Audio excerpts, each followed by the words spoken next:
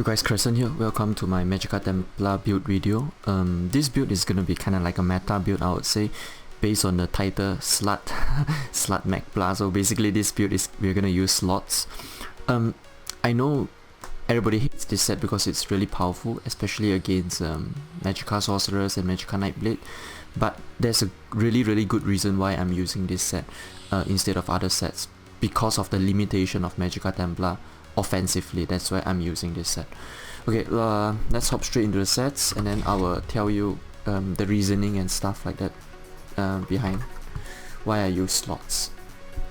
So the Monster Helm, our best friend, Magicka Templar's best friend, Vulcan Scoria, you have to use this set because almost every single of your skills can proc Scoria. That's why Scoria is really powerful. I'm using one light and one medium, both impenetrable. I'm using on a small piece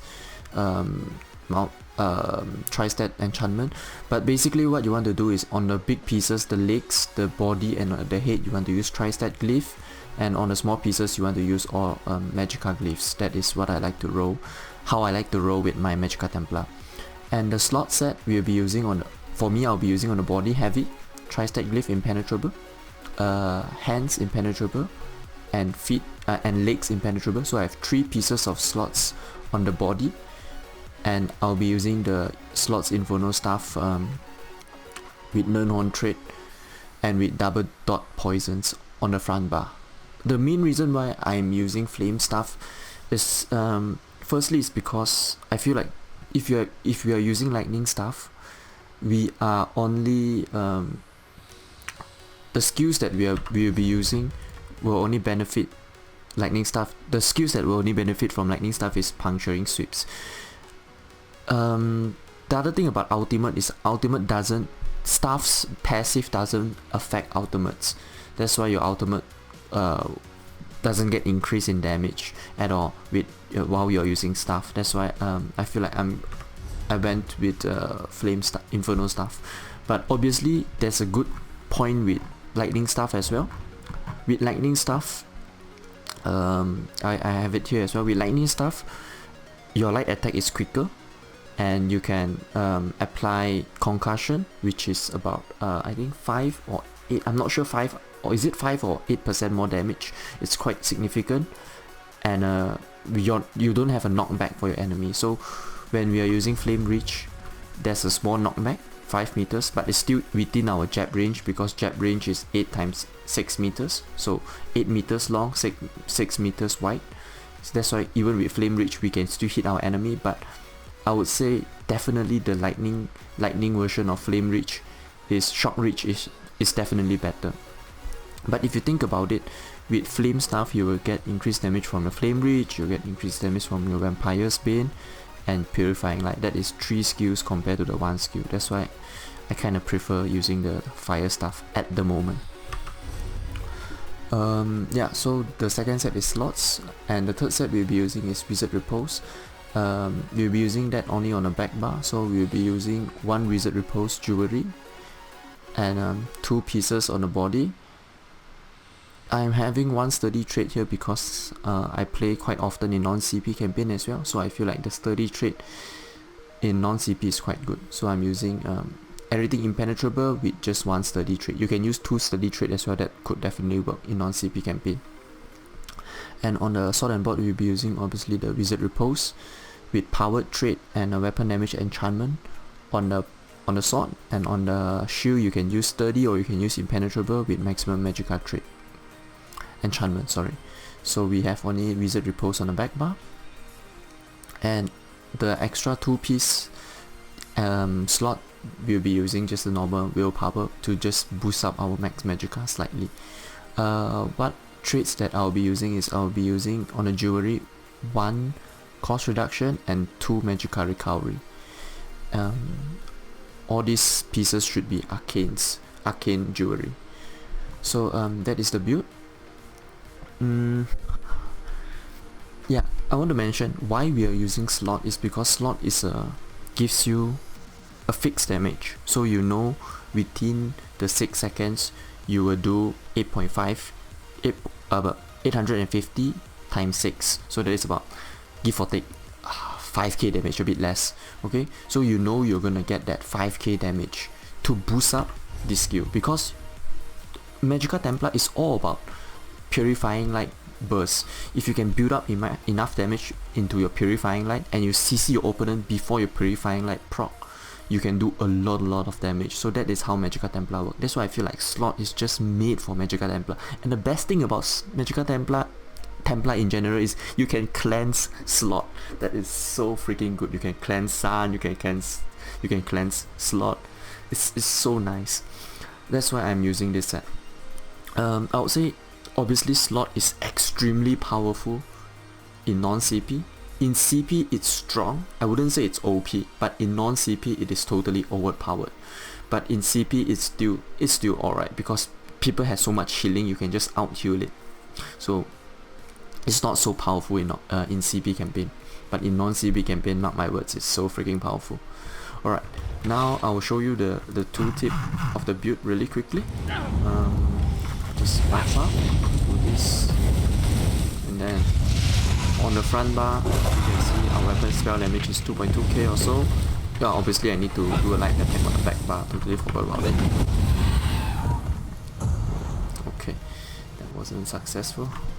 Let me go find another monster.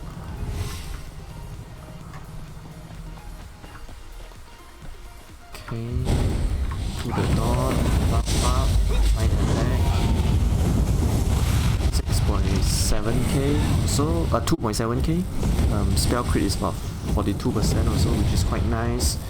The stats overall is pretty good. I'll use a potion, and then you can see on the front bar we have 37k Magicka, health 26k, which is decent. You need minimum 25k on Magicka Templar because you don't have shields to cover up your health, and you don't have vigor to do sustained healing. Your healing is always burst heal, that's why you need a bit more health.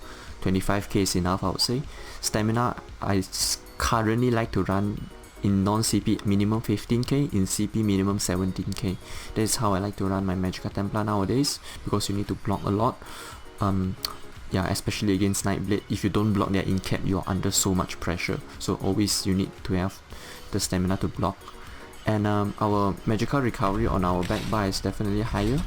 It's about 2k or so. Health recovery is normal. Stamina recovery is 700 more or less. So the resistance we have is on the back bar is 18k, and spell resistance is extremely high because I'm a Breton. Usually your spell resistance will be 24k or so, 24k. Crit resistance is really high as well, 2.5k. Alright, and so I will go to the Mundus stones, the poisons and stuff like that. The Mundus stone we'll be using is Archnaut Mundus stone to boost up our recovery, because this build, I would say the only downside of this build is if you're not good at sustaining you're not good at using this skill, Channel Focus, because Channel Focus will provide you with 480 Magicka recovery. So you always need to use this skill, and this skill costs so little, 700 Magicka, so you always want this skill down. If you're disciplined with this skill, your Magicka recovery is about 2.5k or so, which is definitely enough. Alright, and we are stage 4 vampire because we will be using Mist Form. I still think Mist Form is worth it to use as a Magicka Templar because it's really powerful. There's certain period where I think vampire is kind of useless, especially when you're playing battlegrounds where you need to pick up sigil, where you need to kite a lot, and when you pick up sigils or the chaos ball you can't use Mist Form. So definitely vampire is not that useful, and you want to use the Psijic order skill, which is the channel acceleration. I'll go through the skills later, I just need to finish up this stuff. And the food buff we'll be using is Tri-Stat Food. Overall just really good to boost up our health, boost up our stamina and Magicka. I still think Tri-Stat Food is really powerful. The potions we'll be using are the Detect potion, which is really good. Detect give you major sorcery and Magicka against Nightblades, extremely powerful. Tri-Stat potion is really good as well. Invincible potion is really handy, especially as if you are a Magicka Templar which is so slow, you need this potion. Alright, yeah, those are the potions. The poisons, like I mentioned earlier, we'll just be using this double dot poison because there are two sets we'll be using that will benefit from that poison, which is Vulcan's Chorea. That's a dot damage, and slot is 10% chance for all damage. So when you have 2 dots sticking, it's gonna proc really easily slot. Basically instant. Now I'm done with the poisons and potions. I'll go through before I go through the skills, I want to tell you what classes. Yeah, your typical Magicka classes. Breton is really powerful. High Elf is extremely powerful. Dark Elf is decent as well because you have so much more stamina and you can put more into damage. And as a vampire, Dark Elf is pretty handy as well. Argonian is just the best healing class, no doubt the tankiest class for Magicka Templar. So these 4 classes are really, really powerful. Other classes are not that good, so just make sure you are these 4: High Elf, Dark Elf, Breton, or Argonian. These 4 are the best. Now to the skills. The front bar is fixed. You need these 5 skills. Degeneration for you to increase to get major sorcery, and as a major skilled passive you will obtain more max magicka 2% and recovery 2%, which is quite handy. Flame reach your CC. Puncturing sweep your jabs. I see somebody. Is it an enemy? No, friend. Well, kill him if he's an enemy. Okay, doesn't matter. Puncturing sweeps your bread and butter DPS skill, your snare as well, 70%. Vampire's Blade, your snare, your biggest dot. It's really powerful single target dot and gives you major prophecy, more crit. Purifying Light, it's just your burst skill. You put on your enemy, you apply a lot of damage on them and CC them before Purifying Light proc.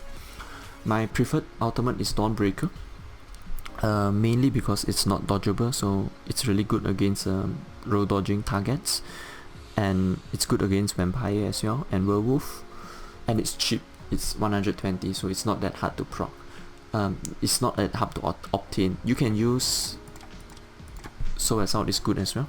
You CC them into Soul Assault, which is decent, and Crescent Sweep is okay as well, but the damage is lower than Dawnbreaker, and it doesn't apply a stun, so it's optional. It's up to you, but it's super cheap, 72 ultimate, so bear in mind.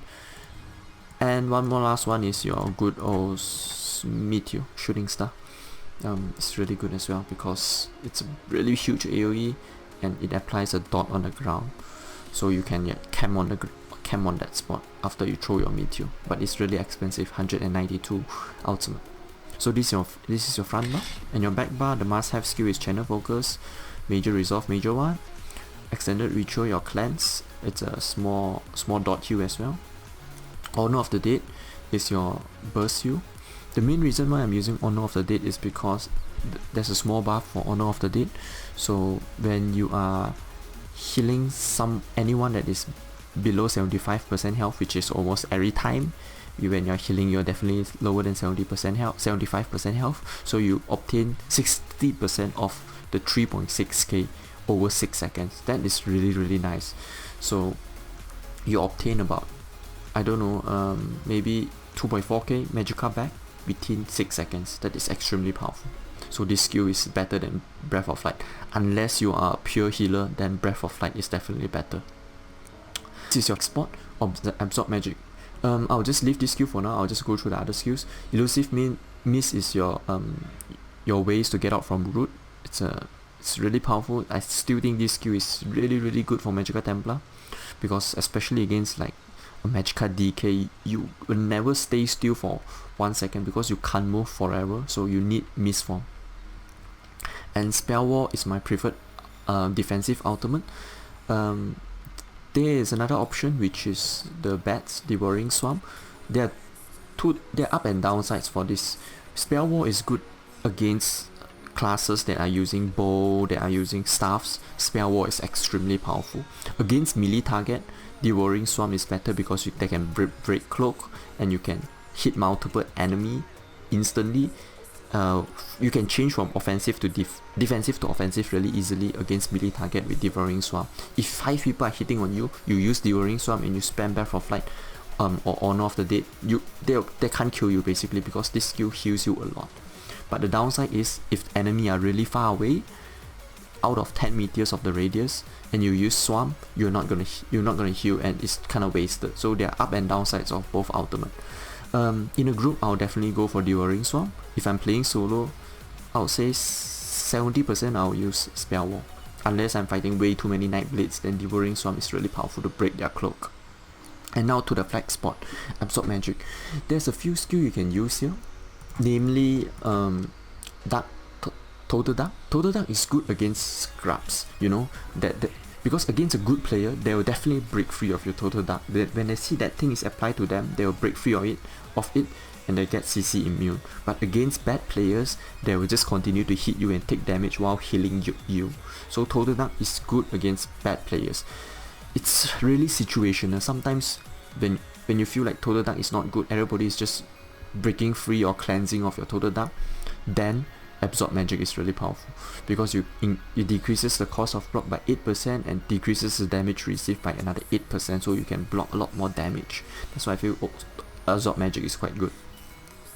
Total Dark, I would say in non-CP is better, because a lot of people don't know how to break free from Total Dark, and in CP, I slightly prefer Absorb Magic. Up to you, both are really good. And one optional skill is, if you're playing in a group, maybe 2 or 3 people, even more, you can use Time Freeze. Time Freeze is so good. It's like a snare that charge up and make your own enemy from slow to very slow until they get stunned in that area. So when you're fighting multiple enemies, you can just put this down on yourself, and then you're protected within yourself. It's a really good skill. So you can see, you can just animation cancel it, press it, animation cancel, and then it will proc after 4 seconds. Enemy will get really slow in between in this circle, within this circle.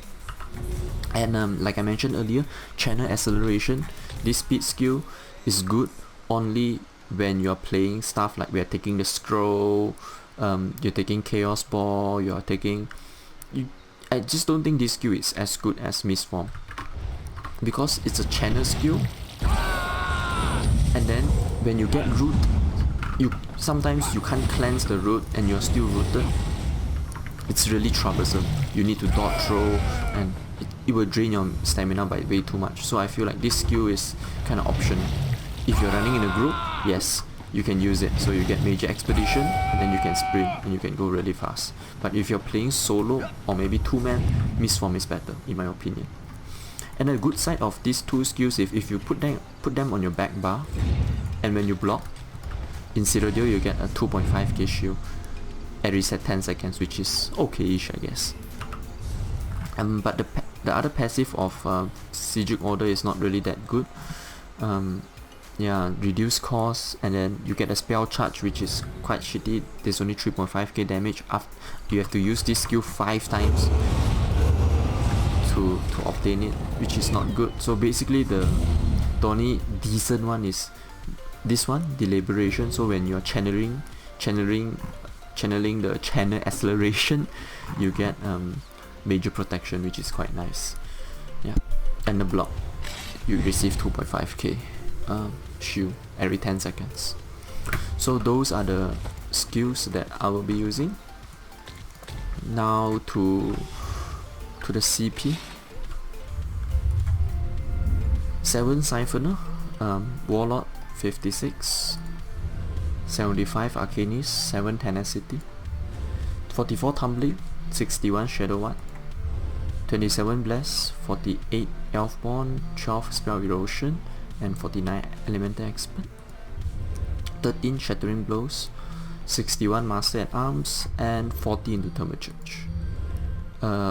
72 Ironclad, 26 Resistance, 5 Light Armor, 28 Thick Skin, 49 Hardy, 37 Elemental Defender, 6 Expert Defender, and 27 Quick Recovery.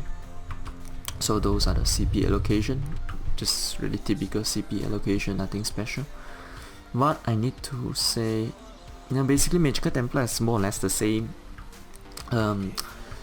Yeah, the combos are the thing is always you need to remember to put down channel focus, and then when you have 1 or 2 dots on you, you can consider cleansing depending on your Magicka sustain.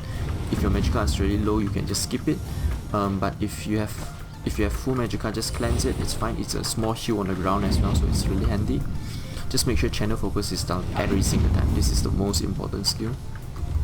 And first thing you want to do right attack, and then you want to use entropy, then you want to use this skill, and then vampire's bane, and then you walk towards them, you throw flame reach into jab. So the skills are degeneration first, into purifying, vampire's bane, and then CC while you move towards them, and then you start jabbing them. So you always want to try to time purifying light with your ultimate. So before purifying light proc, like there's a 6 seconds cooldown, the 6 second proc time, yeah, for purifying light. So until the 4th second of purifying light, you want to drop your ultimate. You want to do full damage, CC them, and then purifying light will proc. Instantly you do your big burst of damage. And Scoria will definitely proc with all these dots as well, so don't worry about Scoria.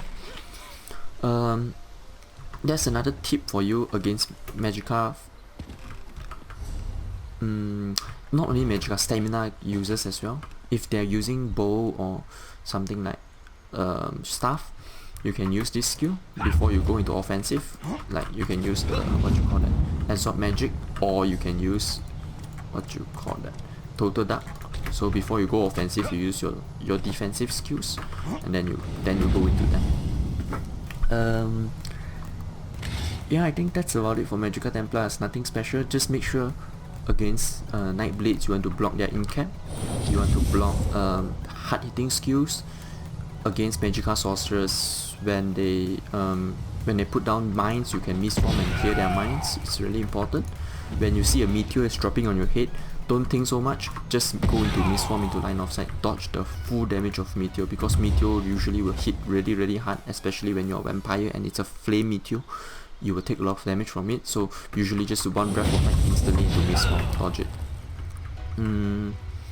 The good thing about misform is rune cage, enemy that are using rune cage can't CC you, so when they are using like a meteor into rune cage, if you see the meteor is coming, you instantly go into misform. Nobody can CC you at all.